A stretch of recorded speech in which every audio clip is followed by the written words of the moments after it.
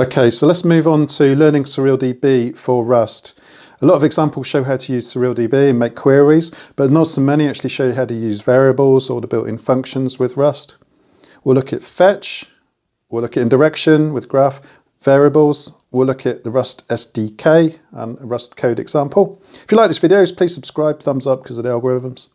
So we'll start with some SurrealDB basics, and then we will look at SurrealDB with Rust code. Let's begin. Okay, so we're going to have two teams, two Formula One teams. Each team will have two drivers.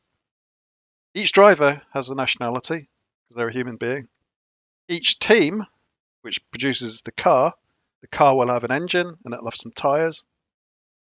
We'll also include something else, which will be whether a driver got a podium. So a podium is if they finish first, second, or third. And it will depend upon whether they finished for a particular team. So if they finished for Red Bull, even if they're now a Williams driver, we will be able to find if they got a podium for Red Bull. Okay, so just before we look at the browser with the Surrealist app, this is the syntax you need to start, or that I use. So I use Surreal start --log debug user root password root, and I'm using mydatabase.db, which is where it will store the data so that it gives me some persistence. Useful sources of information if you're interested: Rushmore on the SurrealDB Discord, Jeremy Chone on YouTube, Code to the Moon on YouTube, and also Gabor Szabo, who has a site, zabgab.com. Gabor Szabo, Rust Maven. Okay, so let's start the server. Surreal start log debug, as we just saw. So the server's now running. Now that is running, we can go to our Surrealist.app and do some stuff. I'm just going to clear up from previous attempt. Okay, good, right. So I have to apologize for using white in case it's too bright here. The dark mode is just a little bit harder to read. So team, we're going to create team, where team actually is the table name. And for this purpose, what comes after, or rather, what always comes after the colon is the ID. Now, just for this purpose, I'm going to use the actual team name. There are pros and cons to doing this. You can also have nothing here. So if I use nothing, just had team, it would do a unique ID randomly generated. You could also use UUID. You could do that from the Rust crate. You can create it yourself. So if we run this, it's asking me for a namespace to use. So let me just check I've got my session set up properly. So go up here, go edit. And why is this giving me grief? Save details. Maybe we do, looks like it's happy now. Okay. So just do refresh. Right, now I'm going to send the query. And you can see it's got two results. So there's different ways to view the results. There's the table view. This is actually probably, for doing this is probably the better way to view it. So we're actually seeing both results within the same page. We've created our team, Williams, with Mercedes engine. We've created team Red Bull with a Honda engine. Right, now we want to add some drivers. I'm actually using update here. So I'm just going to use update. You could also do it with create, but let's use update, driver, Albon. We're going to set the nationality to Thailand, and we're going to set the team to be Williams. And do you notice how it's like a different color? It's because it knows that the team exists. If you want to come here and go query and then go explorer, yeah, it's already got them here from before.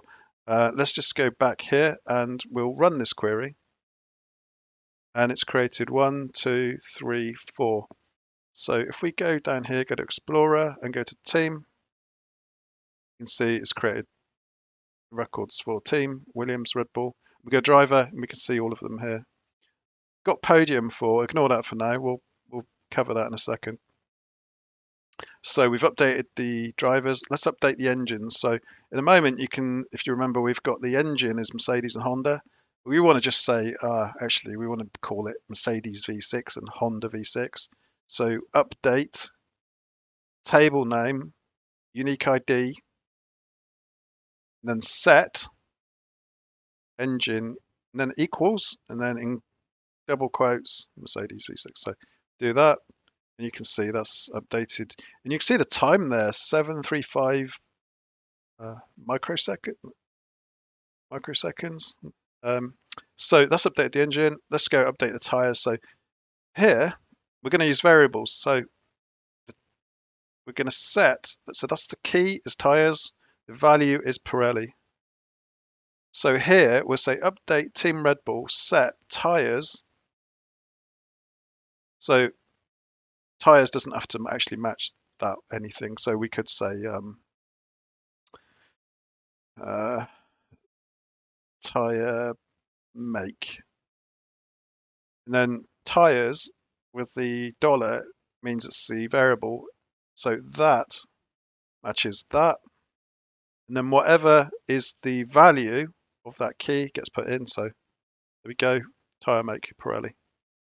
Let's go next. So we've updated the tires. Right, okay, this is the graph side of things. And what this does is it actually creates something called got podium for as a table. So it creates a new table. You did see it just here just now because of I'd already ran it when I was testing, but we'll see it's got something in it in a second. So we need to select the ID. Then there's this left pointing arrow with the hyphen. Oh, sorry, the I forget what it's called. It's the greater than sign, isn't it, or the less than sign? So got podium for, and then we say driver. So we're selecting from the team Red Bull where the driver. If I run this, it's empty. The reason why it's empty is because we need to actually tell or fill in the database and say that a certain driver actually got a podium. So let's go. Done this out of order a bit, but here we go. So relate driver album. So the driver from the driver table, the actual driver album. And we're going to say he got a podium for Team Red Bull. No, he drove for Red Bull a few seasons ago and got the podium when he was driving for them. So although he's not actually a Red Bull driver now, he actually got the podium for Red Bull. So if we run that, now you can see, and we get ID, and it's created this to the left of the colon. So that's actually the table name. So we've got a new table. That's the unique ID because we didn't specify one. And in, so we're saying the driver album and we're saying out is the Red Bull. I've still not quite grasped that, but I'll cover that in future. So there we go. Got podium now has actually got some information. It's got these little arrows. And if you click the arrow, then it takes you to the relevant bit of data. So that's still work in progress from my point of view, but it's basically giving you a link to a graph edge or a node. Don't quote me on that, but right, let's go to select star got podium 4, and that will, yeah, so it just returns Albon Red Bull because that's the only one that we've set. So let's do some more relate and relate. So relate driver Perez got podium for Red Bull, which he did, and then we'll say Verstappen got podium for Red Bull. So 3 of the 4 drivers have scored podiums or finished in the top 3 whilst driving for Red Bull. So let's go back to got podium. If we do select star, that should find all 3. Yep. If we say get podium for, or got podium for driver as drivers from Red Bull, we should get a response called drivers. So, you know, in Python, how would you would do numpy as np. So there we see drivers. If I called that drivers with a Z, I'll just show you what happens. You see that? So whatever we put here is what is called in the response. And the ID, so that's basically the team. If we didn't put ID, you just get this. So although it's actually finding from Red Bull, you're not seeing it in the response. So that's why you just need to put ID. I need a comma there. So it is very fussy. If you miss out a comma, then you don't get anything, and so on. So, right, join. Select from driver where team Williams fetch team engine. So we're gonna, if we didn't have that, I'll just do the easier bit for now. So it's returning 2 drivers. It's returning both of the Williams drivers. But if we do this, fetch engine is not in, it's not in the driver because we're selecting from driver.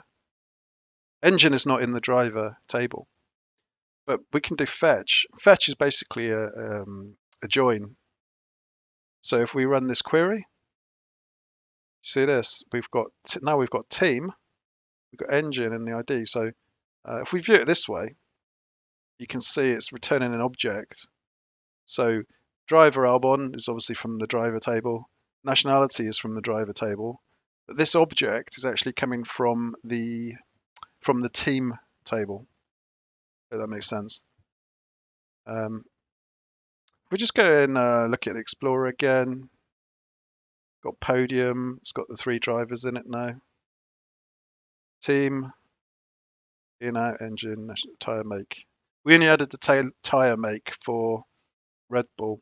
Now that takes me on to, you've got schema full and schema lists, and you can enforce certain sort of rails or restrictions on the fields. You can say it can't be empty or not null, or you can say it's got to be a string or so on and so on. So I'm not going to cover that here because I've not been using it for long enough. So that's kind of a whistle-stop tour of using 2 tables. We've done update, we've done create. We did the update. We've used a variable here, and then we've done this indirection operator graph thing. So again, I was still learning this, and it takes a bit of getting your head around. So I'm still trying to remember which way the arrows go, because you can do it both ways. So you can have it where the arrows go the other way, and then you can either select drivers from the team, or you can do from the team select the drivers, if that makes sense. Okay, so that's the overview of SurrealDB. Let's look at some actual Rust code examples. So I've got tmux running here just so that I can see the responses. Just make it a bit smaller to start with. If we look at the code, so this is based on an initial Rust SurrealDB example, but I've modified it. So I'm using standard env because we're going to get args. So this is where my version differs. I'm taking user input, and based on the user input, we will then insert the user input or the args separately as values into SurrealDB. So that's different to the example. I've also added, so let args equal env args.collect. So it's collecting the args into a vector of strings. If the length of the args is less than 4, then we get an error message.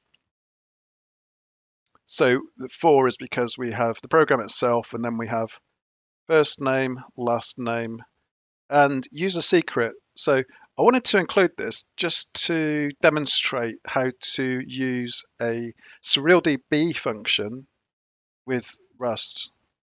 So the DB sign-in is root and root. So we're going to be accessing the... we're not going to be accessing the database we just looked at. This is going to be database test 2. So have I got the right database running? We'll soon find out. Database 2. So set the name. This is where we are setting the first name and the last name. And the first name and the last name, F name and L name, are actually args1 and args2. So if you're used to Rust, this shouldn't be anything new. We're just taking the args. DB set. So DB we get from let DB, Surreal client, equals Surreal new, and then capital W lowercase s inside the pointy brackets, the angled brackets. I believe that stands for WebSocket. And then 127.0.0.1 port 8000 await. You need a wait every time you talk to the database because you don't know how long it's going to take. And we use the question mark because it will then bubble up any errors up to here because we're using the SurrealDB result. So it'll handle a result or an error. We do at the end, we return OK, which we need to do. We didn't put OK there, then it would not compile. Because whenever you need result, you actually have to have either OK or error. So we've got DB set. So we're going to set the name. The name will equal this, first name, last name. And then we'll also set job. So we'll have we've actually got 3 variables, but when we actually do the SQL, we'll just have name as one variable, or var. We'll have job as another var. So you can see here on this line, db.query create person. So in the example you just saw me doing with the drivers and the teams, we were doing create driver and create team. So similar syntax, create, we're going to create a person, set, and then the name. So name is going to be a variable, and the variable is going to be first name, last name, and that's going to come from the first and the second arguments that we pass in when we run the program. And the third argument is going to be job.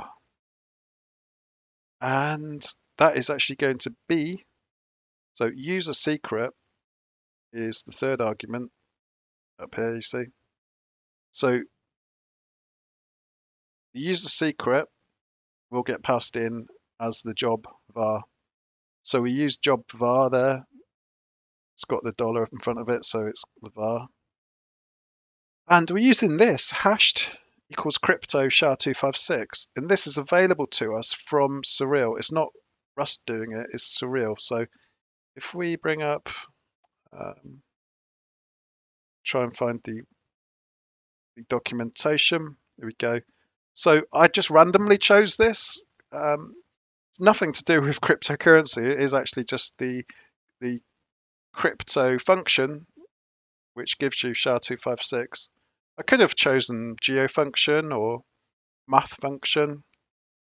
So all of these are given to you for free with SurrealDB.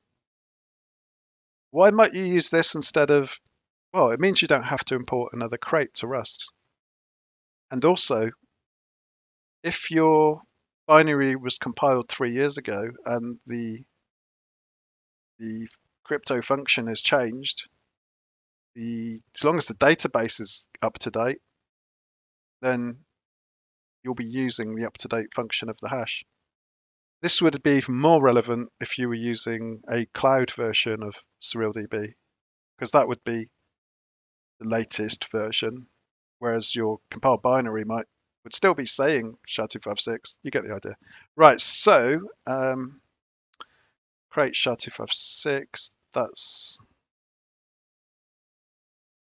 that's what we want. So all I'm really doing is putting this. I'm not.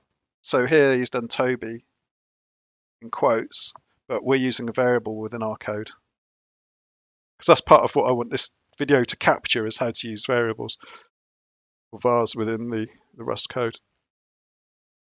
And then we get the response. Just get the response back. So the response will look something like this, and it's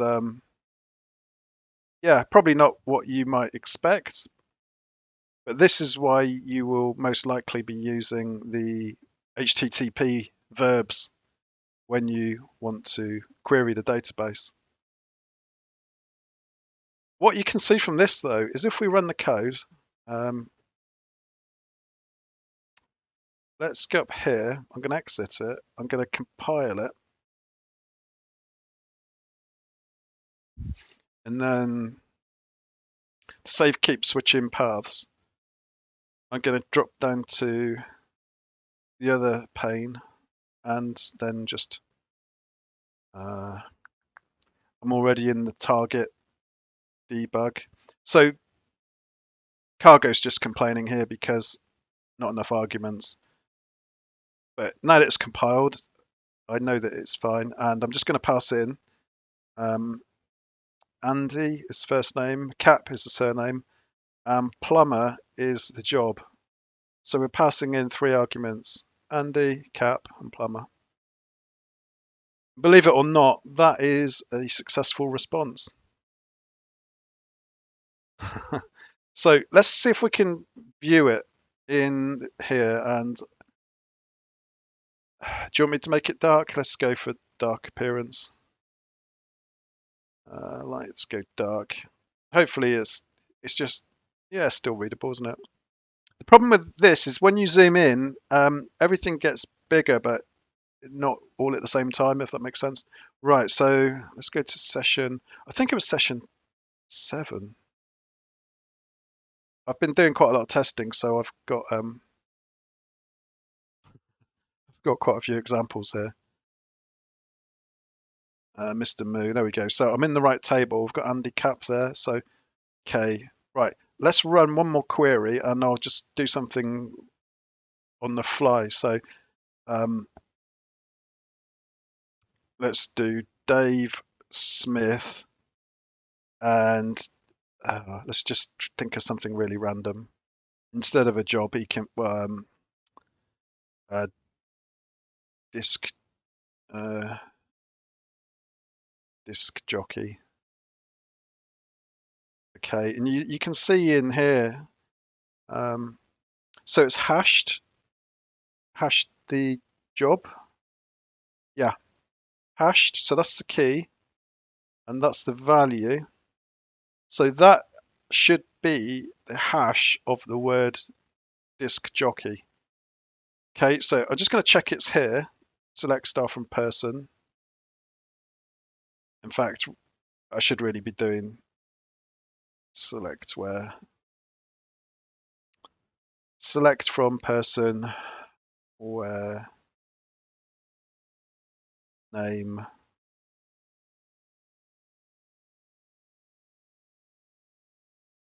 In fact, I'm not going to do that. Let's just go to this.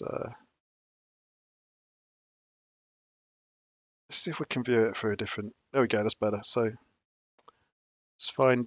I just want to find the hash of Dave Smith. Here we go. So if we take that hash, copy it, and then go to the hash generator. Sorry, wrong way around. We need to hash this. We are going to hash disc jockey. And we get 486A9. And if we go here, 486A9, and it ends with A734. And that ends with A374. So you can see the code's working properly. In fact, that's just annoying me now. So let's just go select that I didn't demonstrate. Select select star from person where name dot first, I think it's a full stop equals Dave. Let's try that. Yeah, there we go. That's what I meant to do just now, but I was getting flustered. So that's the hash, and that's generated via so that's come from, that's the hash of the word disk jockey, which is what we passed in as a user argument or as input to our program, as was Dave and as was Smith. So hopefully this is a good example of how you can pass in arguments to your code and how you can use Rust with SurrealDB. And let's go back to the code.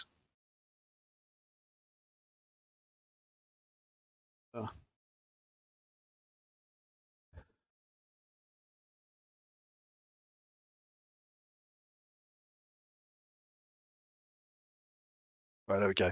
Let me just close the bottom window as well. Good, right. So really the key takeaways from this are that you can pass in user arguments just as you would in any Rust program. But here we're actually using db.query, and db is an object which we get because we're using SurrealDB, Surreal engine, SurrealDB opt auth root. That auth root is so that we can sign in with root as the username password. I will move past that eventually, but just for convenience, I just keep using root and root. So the database was test2.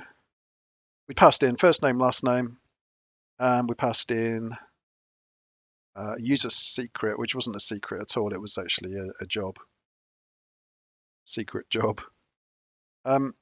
So really, that is probably the line to really study and understand.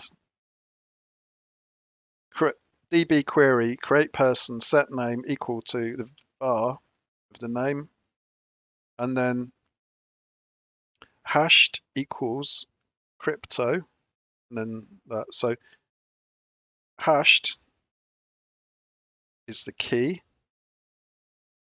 and then so you can get this from the example which we just looked at. So that's the function, and I just called it hashed because we needed to give it a key, and the result of this will actually be the value. I'll just zoom in a bit more. There you go. So have a look at the SurrealDB docs. There's so many functions, and you can also, there's vector functions as well. So that'll probably be something worth looking at. Machine learning function I've not looked at. House price prediction, ML. Wow. So that's it for this video. If there's anything that I've got wrong, please let me know, or any tips or questions, please let me know in the comments, and I'll be back soon, hopefully with some more progress. Thanks for watching.